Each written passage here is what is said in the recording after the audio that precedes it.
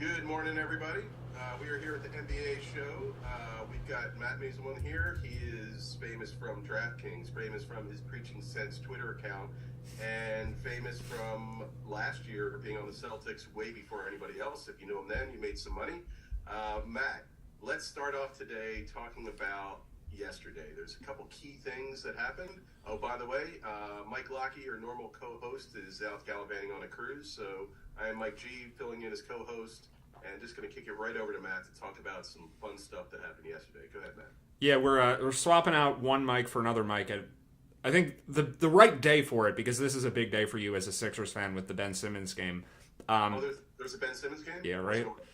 Yeah, no chance that matters to us at all. And there's only 4 games today. I think we kind of have to watch it. So, yeah, that might be unfortunate for Sixers fans. But we'll see. Maybe we'll get lucky. And we'll get into that game and all the other games soon. But, yeah, yesterday was interesting. I missed the majority of the Warriors news, which set up an interesting set of bets for myself. Because when the Warriors are on a back-to-back, I think anyone who kind of knows me and how I bet on basketball will know this. I'm always looking for the possibility that Steph Curry is going to rest.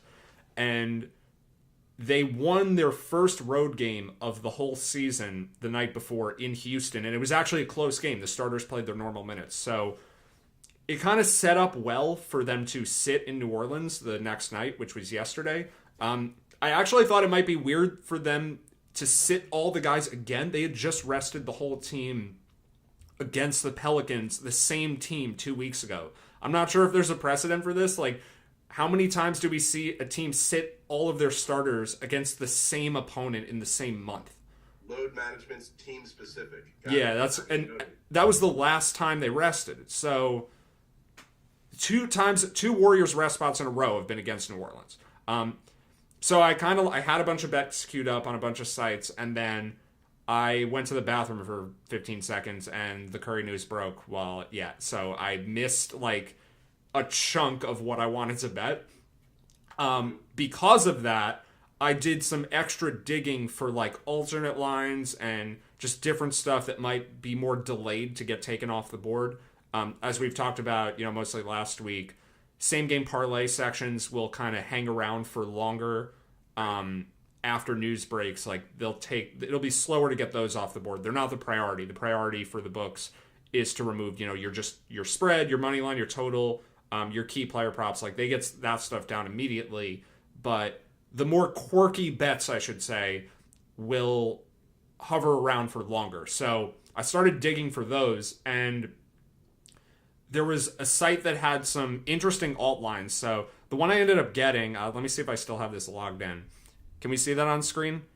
I am seeing it, yes. Yeah, okay.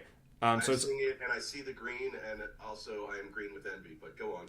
Yeah, so this is, it's actually not Pelicans minus 30 or minus 30.5. It's either team to win by 30.5, but I know just from previous experience what an alt line should be priced at around minus 30 when a team is like minus 12. Mm-hmm. Just from like years of you could look this up. What should it have been? What would the Matt fair line have been for this particular bet? Well, just in general, like if a team is favored by 12 and you go look up like what are they to win by 30, it's usually something like 15-1 or 13-1, 16-1. It depends, but somewhere in that ballpark. And this was double that. So I was like, all right, this will be one of the things. I also had like other intervals and team totals and Warriors under bets. They were all like incremental as this one is, but literally everything for this game won because the Pelicans won by 45. Right. So it's not supposed to be this easy, but this game, my God, like it was 33-11 in the first quarter, like 8 minutes in. I was sweating this bet 4 minutes into the game. I was already thinking about this 4 minutes into the game. Like, oh my God, the Warriors players that they have tonight are quite awful. So this was a fun one. It was a sweat-free second half for a 30-point point cover. Had a bunch of the other ones locked in. Yep. So this is a good example, though, for those watching that are looking to try to make some of what we're talking about here actionable. a lot of the stuff with the injuries, with the injury announcements or the rest announcements, the stuff moves fast. Yeah. And I'm sure some of you who may have been trying to follow along or trying to follow what Matt's doing, if you're trying to actually execute it, sometimes, unless you're right on it when the Twitter news, when the news breaks out, it's tough to get stuff in. But here's an example of one where even after the news breaks, you can still go digging. You might have to be a little bit more creative, like Matt said, look for some of these quirkier ones. But, just mental note for anybody watching, in these games where it's already a double-digit line, if there's more news that breaks, it might be time to jump and look for some of these really crazy lines, especially, again, I know I've got this mental note now, kind of 15-1 if it's a double-digit, and then it gets, what should the line be at 30? So now when you see something that's 20-1, or in this case 33-1, time to at least get something on that. Yeah. I think the general hierarchy is like, the more normal the bet is, the quicker it will disappear, and the more weird it is, the slower it will disappear. Every book is different. We could spend an entire show just breaking down the ins and outs of individual specific sports books and how they operate. That would probably be a lot of fun for both of us. But for now, we'll just leave it at, yes, like, you can still find weirder bets later after things break. And I don't think limits tend to be a problem, especially not for these long shot things, because when it's like a plus 3,300 like this was, how much are you really betting on that anyway, right? Like, this site will let me bet basically $100 on whatever I want, and not much more than that though. But how much do you really need to bet at things that are that big of odds? Right. So No, exactly. On some of these sites where we've gotten extremely limited, there's sometimes like a $300 max profit or $400 max profit, so it's tough to get too much on it. But if you're able to still get 100, again, right, at 33-1, you don't need to be betting too much more than that, especially if you, like you had yesterday, where you had some others sprinkled in. Yeah. Which, was it a complete scoop for you? Did you win every bet that you every had single bet on that game won? Because it was like 125 to 80 or 128 to 83, right. Something like that. Yeah. Okay. All right, so nice victory lap for that game. Anything else significant from yesterday? Not really. We had a couple like 2.5 point edges on the spread. I think those games roughly split. The Celtics lost. The Knicks won. I bet Atlanta when I thought Kevin Love wasn't going to play, and that ended up losing. That was just a bad bet. Like I think I had a bad read on that situation, but those were all small. The big thing was the Warriors with Curry, Draymond, Wiggins ended up not playing too. So yeah, we can move on to today because it was really just one big thing for yesterday. Okay, all right. So let's shift to today, and before we get into the details of the Ben Simmons game and the other 3 games that are on the slate, let's take just a few minutes and talk about the process, like these numbers that are on the screen. Maybe just give a little background about the 538 ratings, the MAT adjustment, and how you derive the numbers that we're seeing, just to help those watching kind of understand how we're getting there, and then what we're looking for from here. So I'll let you give a little background. Okay, yeah. So column D, which I have highlighted here, this is like not really the secret sauce because this is public information. Like, it's publicly available. 538 puts this out, at least for now. Who knows? Like, you claim something's free and then at some point it's not free anymore. But as of right now, you can get all these numbers on 538 for free. So what they have is they have an individual rating for every single player in the NBA. And it's derived from some combination of like player similarity scores and past performance for that player and just career forecasts that have probably a lot of things that go into it that I don't really understand fully.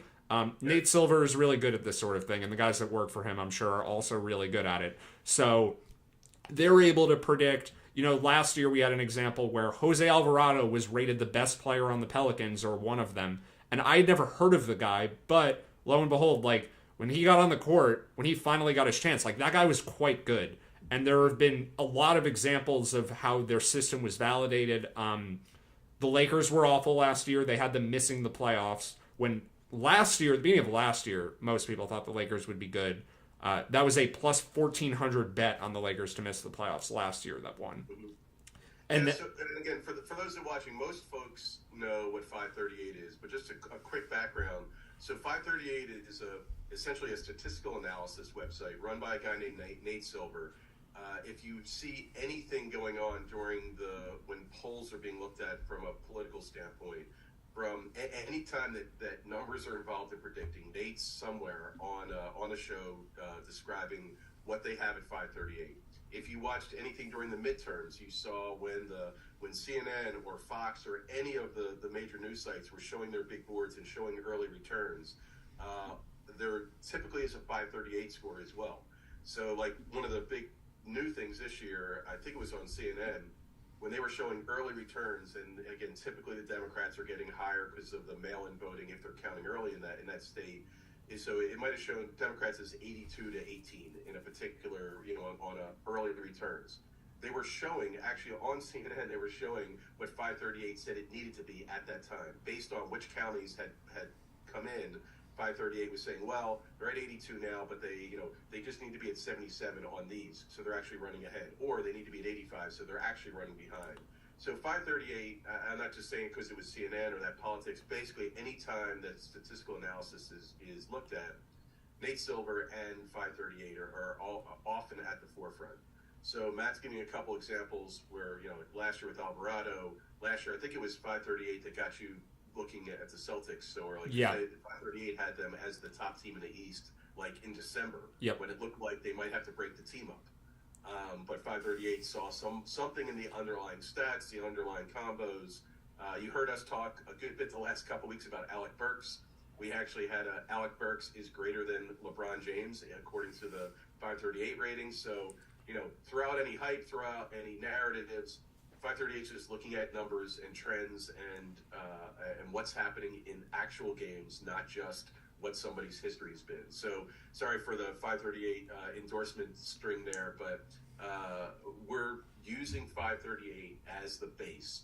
And then Matt, talk about then what you're doing from there for how you're actually able to take that, your manual adjustments, and then how it translates to actual betting actionable steps. So just quickly before I do that, I do want to give like the other side of 538 because there are some things I won't use them for. The political stuff, like I actually don't know how they do that. I know they're really good at it, so I'll kind of leave that as its own category. But aside from that, there are really two ways that these guys will analyze sports, and you basically have the team level and the player level. So for the World Cup, they're using what's called ELO rating, which is, it's largely based on goal differential. It could be point differential in basketball, and you actually can use their ELO ratings for basketball too. The problem there is they are totally agnostic to which players are playing on a given day, and it tends to perform worse for most sports. I think soccer, is unique because it's such a team-oriented game.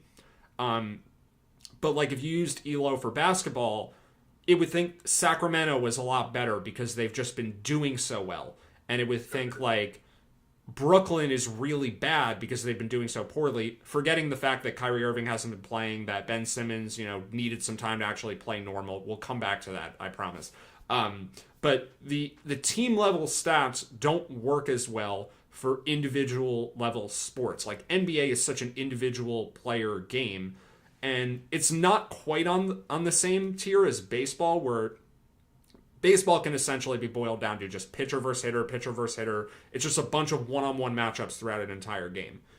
I know that basketball doesn't work exactly like that, but it works close enough to that simply just taking the aggregate of all the individual talent levels on a team and just adding them together, that gets you close enough to like how good the team is. Gotcha. All right. So you're ignoring ELO ratings for NBA, but yes, using the Raptor, the individual player ratings. Yes, and I will miss some stuff because of this, and this is what'll bring me to manual adjustments. What I will miss is if a team has like a specific synergistic relationship where like Draymond and Curry, for example, seem to like really, do so well together as a combination because of the way they both play, where like if you put Draymond on a team that didn't have Steph Curry, his passing would look a lot worse. Like, his passing is, like, almost geared towards what Steph Curry is doing. And he also makes up for, like, defensive deficiencies on that team, too. So there are, like, pairings like that I will miss to some degree. So that is part of the reason that when I'll come back to this rating sheet, that I have this manual adjustment column. Because there are teams that may be either better than the sum of their parts, to like use that old expression, or worse than the sum of their parts.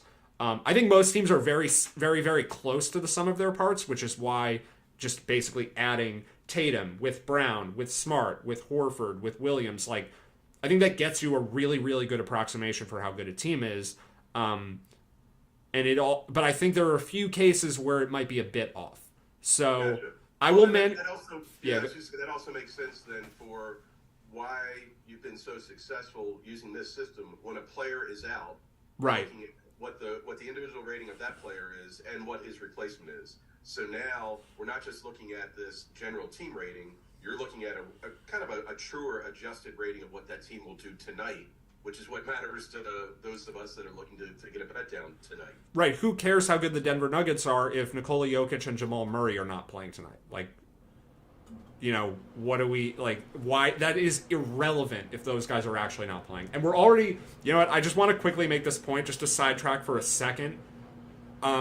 This is going to be super relevant tomorrow. The Brooklyn Nets, as we're seeing right now, for anyone who's got their, Twitter notifications on, the Brooklyn Nets put out their injury reports at 10:30 in the morning every day. This has been a thing. I missed Kyrie Irving or I think it was Claxton got ruled out on Sunday. I was still sleeping. They do this some people could argue 10:30 isn't early, but whatever. It was early for me on that day. The Nets are playing a back-to-back in Toronto tomorrow. There's decent potential for a rest game after this, highly charged Philly game. Uh-huh.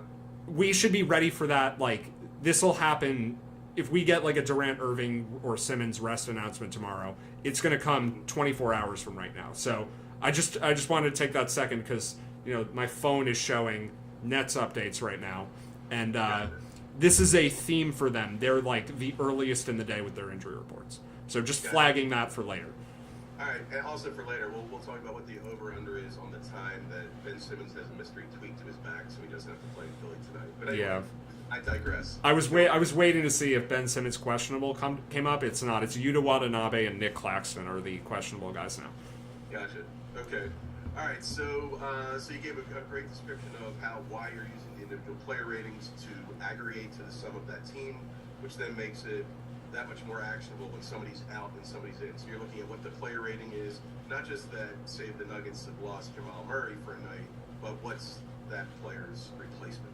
Right. So what the true impact is to the team.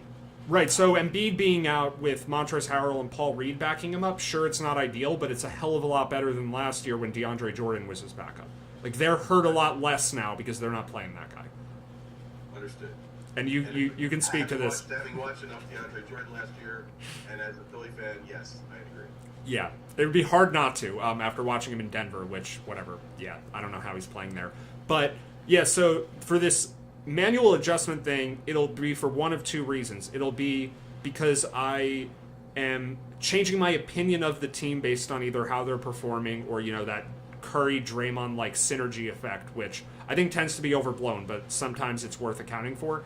And then the other reason I'll change manual adjustments is because of, potential backdoor cover, minus 12 or minus 13 when you're at that level and a player gets ruled out, you're not going to if the Clippers are favored by, if the Clippers are 12-point underdogs and then Paul George gets ruled out, he's worth 4.5 points generally, but he's not going to move that line from 12 to 16 because at the end of a game, it's harder to cover those spreads because the winning team will take their starters out of the game.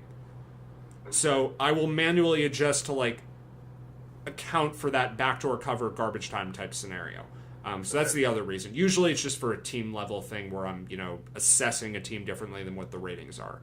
And then the most boring part there is the travel adjustment, which is pretty standard. I mean, I'm basically just reverse engineering that out of what 538 has.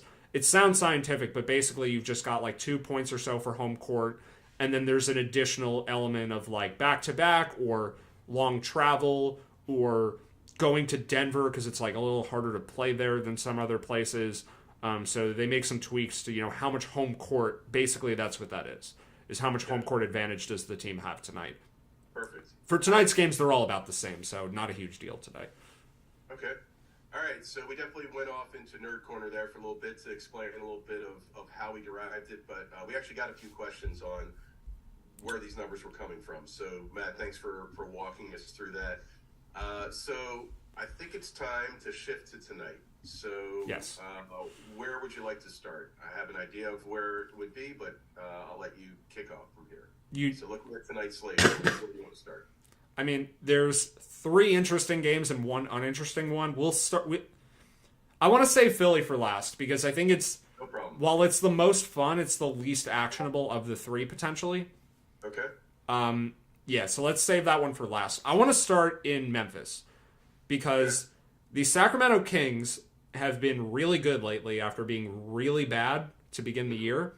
Right. And this is a team that I thought was, well below average, but their team rating has actually come up to the point where they're at a 0.7. They're rated above average now, which, just for comparison's sake, the LA Clippers without Paul George last night were also a 0.7.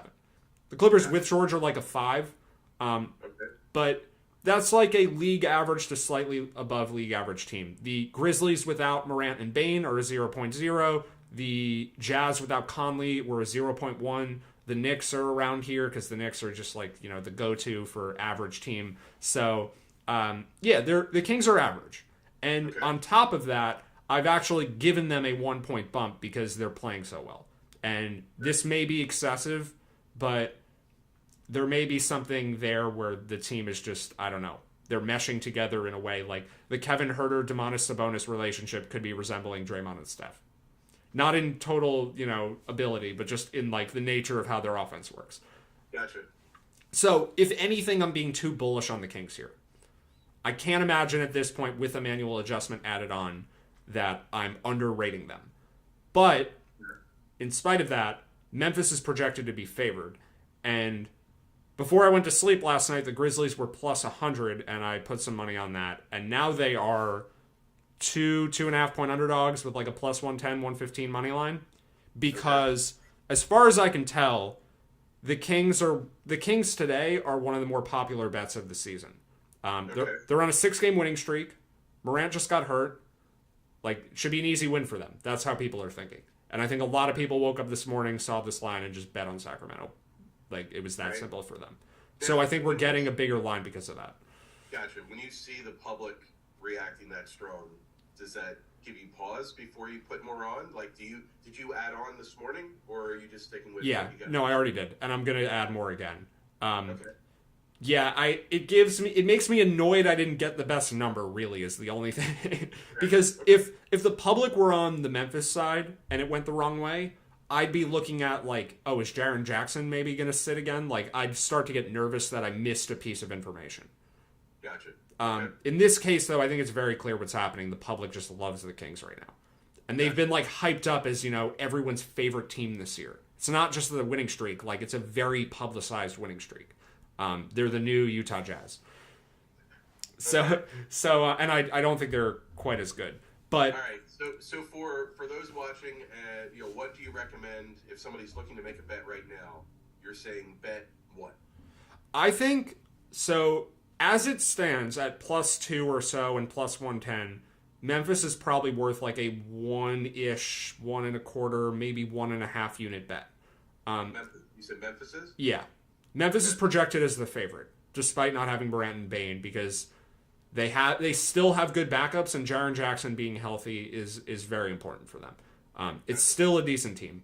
They're worse than the Kings, but they have home court. Like, they should be small favorites. So I think betting at least like a half unit on Memphis is worth doing. And then if you want to like wait, maybe, the line could go up to like 3. Here's the thing, though. The reason this game is so interesting to me, we don't have Ja Morant officially ruled out yet. Morant hurt his ankle the other night, and They said week to week was the update. And then we found out yesterday he's doubtful for this game. And that we talked about this last week. Going from out to doubtful is much more relevant in terms of the chances of a player playing than questionable to doubtful.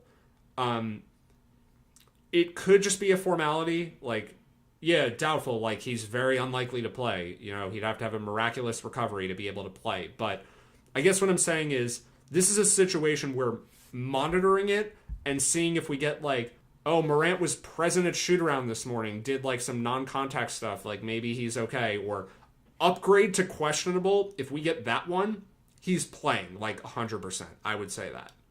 Gotcha. If we get that update. So at what point, you're saying Memphis plus a couple points right now, if you can find that in your books, that's worth taking. And then if there's news that breaks that make either an official upgrade to questionable or any news like he's playing at shoot around or anything else that might indicate he's playing, then you just grab some more while you can at that same number. Right. Is so this one of those where you would do like a half unit now and a half unit later, or are you saying a full unit now and then adding on later if that news breaks? I think I'll just keep giving this answer for as long as we do this show. If you are around to monitor how the line is moving, you have a better chance to be able to average in and, optimize a little better. If you're basically like, I got to make a bet now, and then if I get a Morant thing later, I can only bet then, but in the in between, I'm busy. Sure, 1 unit now is fine, because even if he doesn't play, I think the bet's fine. But if Morant plays, we're going to have a projected line here of like Grizzlies -5. It's going to go up a lot, because he's projected not to play. Right. And I think in all likelihood, he will not play. But I don't know, is there a 5 to 10% chance that Ja Morant's just like, I'm good? Like, he's a freak athlete. He's really young. The recovery time, I mean, we just saw this with Tyrese Halliburton, who we thought was going to be out for a while. He played the next day. Sometimes these younger players, they're just able to recover way faster. And for those who might be thinking, like, I'm thinking it myself, like, isn't our edge when Morant doesn't play, we get an undervalued Grizzlies team? It's not really like that anymore. Just to pull up his individual rating, he's a 5.3 per 48 minutes now. Ja Morant has gotten a lot better since the beginning of last season. And the other thing is they don't have DeAnthony Melton, who now plays for the Sixers. So the backups aren't as good, and he's better. So he's much more important to the spread. The Grizzlies should be 5 or so point favorites if Morant is healthy, even without Bane. They'd be like 8 point favorites if they had both guys. So if we get him trending in the right direction, like, this goes from a 1 unit bet to like a 3 or 4 unit bet. Got it. Okay. All right. Anything else on Grizz Kings, or ready to move on to the next game? Let's go to Detroit Denver, where we have a very similar thing. Okay. So the current line, where Denver is -5.5, is pretty close to fair if no one who is on the injury report plays for the Nuggets. So that means Jokic and Murray, who are both doubtful for health and safety protocols, and Aaron Gordon, who's questionable and has missed the last couple of games. If all those guys are out, we're going to have something like the fair line at, Nuggets -6.5, and it's 5.5 right now. So nothing interesting there. But Jokic has now missed 3 games in a row for health and safety protocols. And for each of those, I think it's it may only be 2, but I think it's 3. But either way, for each of those, at least the last 2, he was just listed out right off the bat. Like, there was no progression of doubtful to out because he was in health and safety protocols. He is listed doubtful for this one, and that is different than what we've had before.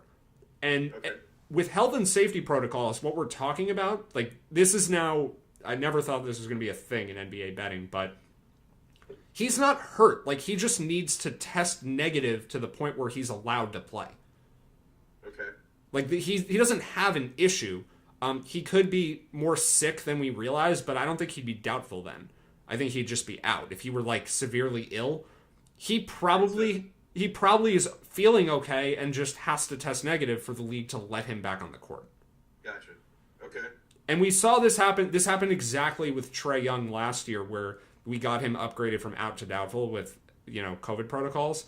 And then once they upgraded him to questionable, the line really started moving, and he ended up playing. And I think this has happened repeatedly, where a guy in protocols, if he gets a positive indicator like, oh, he might have tested negative, you can see the line start to move quickly, where it's at least a very strong indication he'll play. I don't know how quickly the odds move every time, but Jokic is the most important player in the whole NBA. His backup is DeAndre Jordan now, who we already mentioned. Like, the difference between Jokic.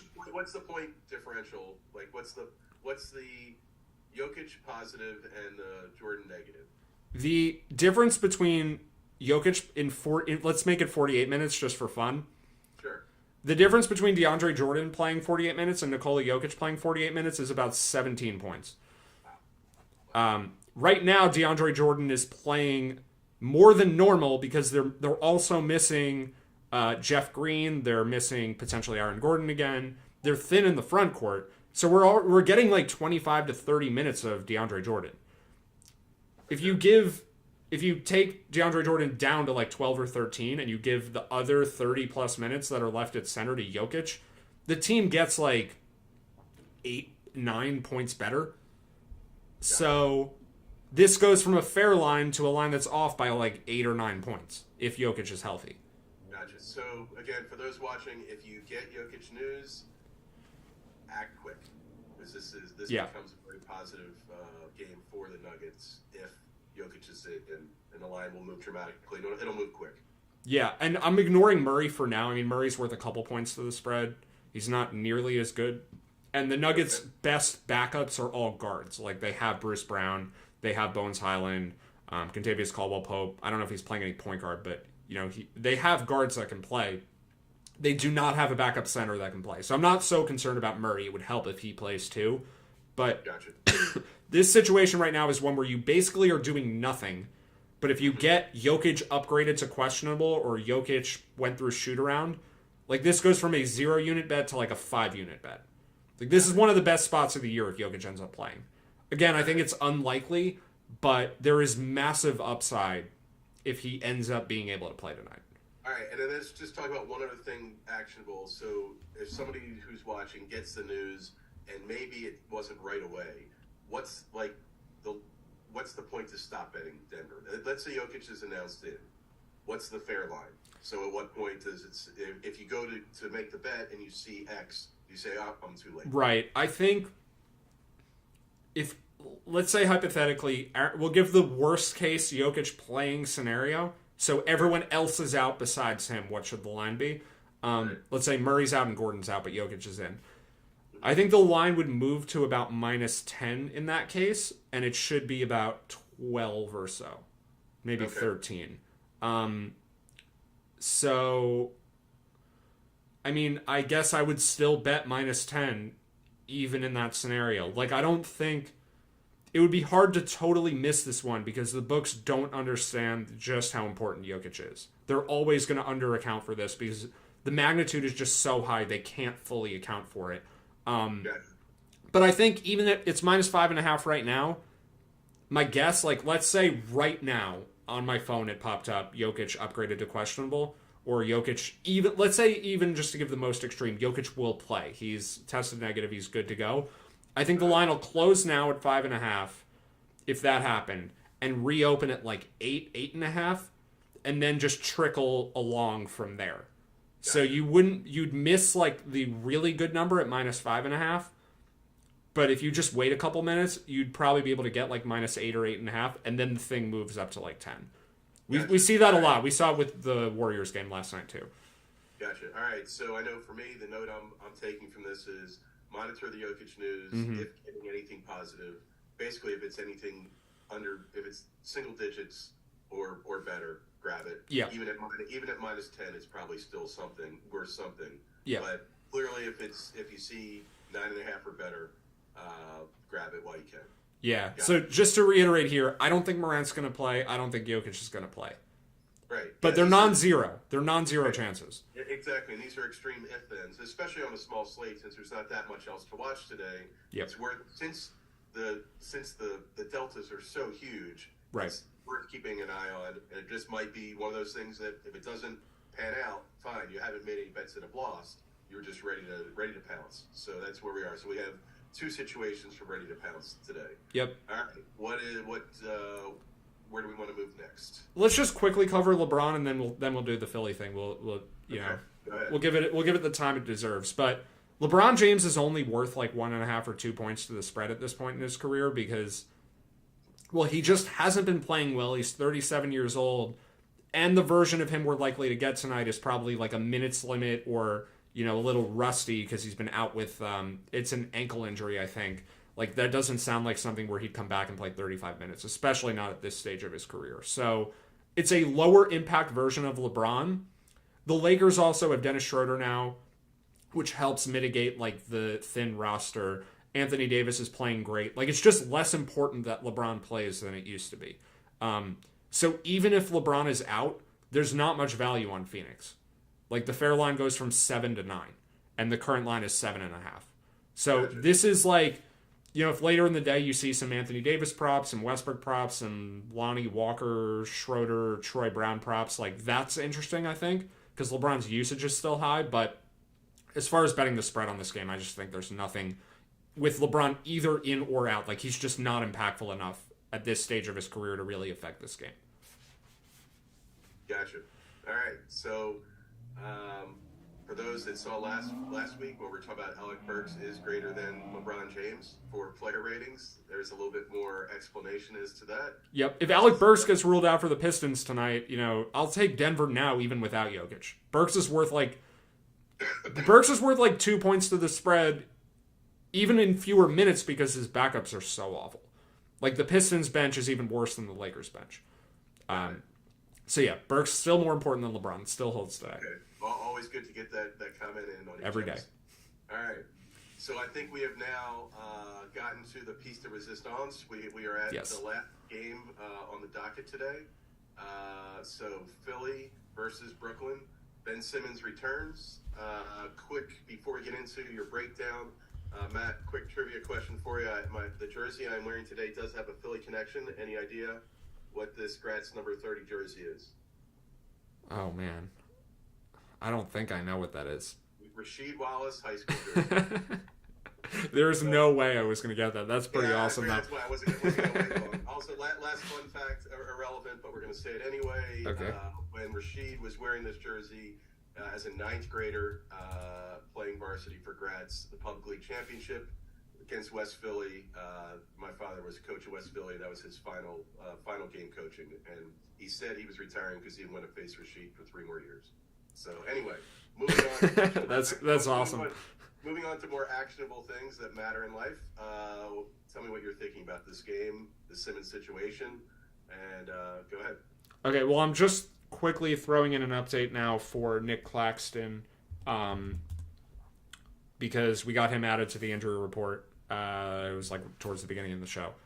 I know people love Yuta Watanabe. He's been playing great lately, but you can't change your opinion of this game much. I mean, he's still rated like a severely negative player who's on a massive hot streak. So maybe he's suddenly amazing, but I'm not making any adjustment one way or the other for him. No Watanabe adjustment. No. Claxton is worth like half a point, maybe a point. He's the starting center. He's pretty good. He matters more when Simmons isn't playing because Simmons can help protect the rim too. But and he would matter more if Embiid were healthy. The Nets have no one else that could probably even try to guard Embiid. But with him out, Claxton is a close to negligible player. Yeah. Okay. That said, this Philly team is pretty bad right now with no Embiid or Harden or Maxey. Right. But I think there's a bit of value on them, mostly because Tyrese Maxey is kind of overrated. You know what? I would say in my opinion, it's not. I'm going to say in the opinion of the rating system. Okay. Tyrese Maxey is a pretty good player. Okay. He's not an all-star. He's better than average, but he's not a ton more than that. He's very young. Like, there's still a lot of upside for him to get a lot better. But right now, he's not an efficient enough scorer where you really care that much that he doesn't play. And he's not really good on defense yet either. So I think the value we're getting in part is because the Maxey injury is going to make people think, like, who's going to score? How is Philly going to score any points from the perimeter when they can't create without Tyrese Maxey? I think Shake Milton can do a decent chunk of that. They can run plays through Tobias Harris. The game will probably slow down. I'm going to double check this. It's got a reasonably low total at 217, but part of the reason it's not lower is because Philly also has no rim protection right now. So whatever, the game is changing on both sides. But this kind of adds up to the Sixers, and we can just take a look at their roster breakdown by ratings. Let me find them. Where did Philly go on this bottom tab? Here we go. Okay, so we still have a neutral rated Tobias Harris, a very positively rated Matisse Thybulle, who I think has to play more minutes now. They just don't have enough bodies, and his defense is just, it's so good. He should have been on the court more to begin with, but anytime... as a Philly fan, could you please make a clip of that and send it to Doc He needs it. Every 10 minutes for the next 4 days? Yeah, right? So you agree, like, this guy's so good defensively, he's got to be out there. Yeah, okay. You're not getting any argument from me. Him playing the few minutes, he has his limitations offensively, but worked on a shot a lot in the offseason. Doc and the team talked about how great he looked in the preseason shooting the ball, and then he just doesn't get on the floor anymore. It doesn't make any sense. Yep. Yeah, I don't get it either. But so go on. Yeah, so Philly does have their third best player, who I haven't mentioned yet, available for this game. The one guard they have who is better than Maxey, not better than Harden, D'Anthony Melton, who's really good. He's not much of a shot creator. That was why I mentioned Milton. Like, how are they going to be able to move the offense? Milton's not good, but he at least will, like, be able to bring the ball up the court and move it to players. Like, they have a point guard. It's not like this is a... Offensively, I'm not concerned. I know you said you said some blasphemous things about Maxey that I'll just let it pass. I mean, he's got a 0.5 rating. He's above average. I understand. Okay. But, like, if you're talking about guards that don't play defense, Shake Milton's kind of the poster child. Yep. So I'm surprised. I'm not surprised that the offense wouldn't suffer as much, because Shake can score, and Shake can move the ball, and Shake can at least dribble around. So you have somebody else that's effective from the perimeter. Defensively, though, I would have thought that he would hurt more defensively than apparently he is, according to the ratings. Yeah, I mean, it's really hard for for a guard to be that much of a negative on defense, because perimeter defense... excuse me. All right, I think the cough's good. Perimeter defense is just not as important as rim defense. Okay. Like, it just... You can make up for that liability much easier. Gotcha. So not having... This will go away in a second, I think. Not having Embiid is a way bigger problem. Yep, I understood. Yeah, as a Sixers fan, I mean, this is a betting show, and I try to keep the emotions out of it. But as a Sixers fan, I certainly was looking forward to Simmons trying to get to the rim and being met by Embiid. Without Embiid there, I still would bet that there's a mysterious Simmons ailment that keeps him from playing tonight. You really? It is a non-zero chance. I would even put it at 10%. Like, just some mysterious tweaks his back in warm-ups, or getting off the bus, or whatever. We'll see. I mean, maybe. But without Embiid there, and Simmons, if he decides he wants to handle the ball, he can still go to the rim. And again, without Embiid there, there's a better chance of him not getting blocked or fouled, so he doesn't have to worry about going to the free throw line. So yeah. Anyway, so what would you? Is there a bet now, or is there something else you're waiting? No, I think this is a sort of unexciting situation. If Simmons is out, like, the Sixers will look a bit better, because Simmons actually matters.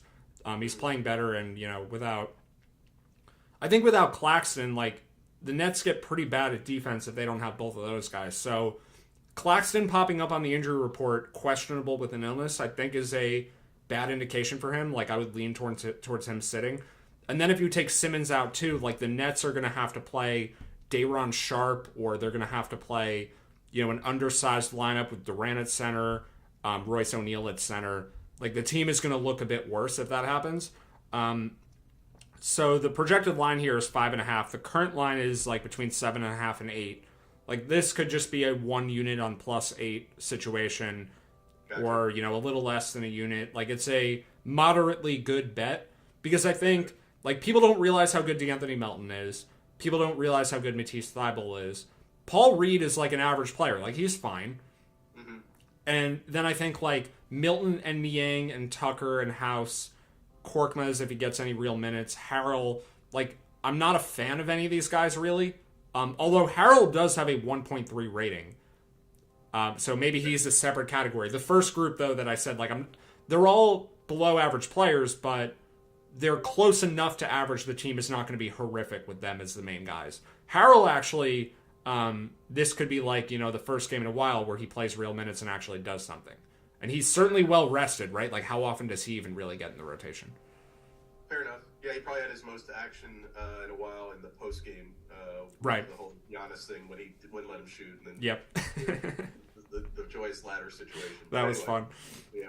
So okay. Well, we just got Morant upgraded to questionable. Here we go. Oh, there we go. All right. So time perhaps to close things out so we can go. Well, do you want to keep everyone on here so they can see us yell about this? I think he's playing. Okay. Like, I'd be shocked now if he doesn't play. Yeah, no, I'm with you. So again, as we talked about earlier, grab those. So what are you seeing the line right now? What are you let's see. It disappeared where I'm looking. All right, I'm checking myself as well.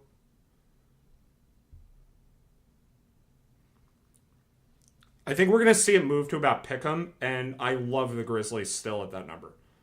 Gotcha. And then you're expecting it could go to like -5 if Morant's... I doubt it'll move that far, because I think there's still so much public bias on... Oh, because the Kings honeymoon time is still yes. going on. So I would say it will move if he's confirmed in. If and when, because I think it's not a matter of if, it's a matter of when.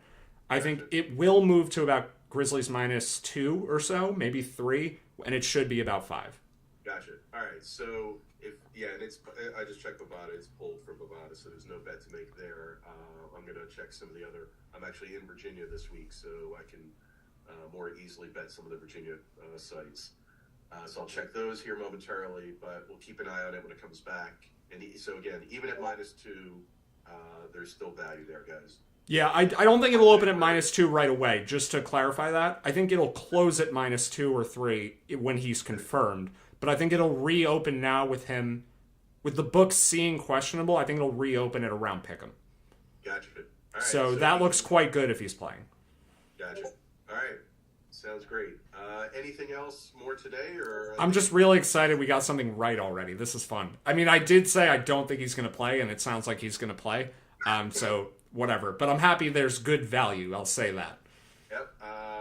I am too. All right. Well, thanks very much. We will be back tomorrow, 10 a.m., to hopefully show off all the wins from today and hopefully talk about how Ben Simmons disappeared. And we'll take it from there. Thanks, everybody. We'll see you tomorrow.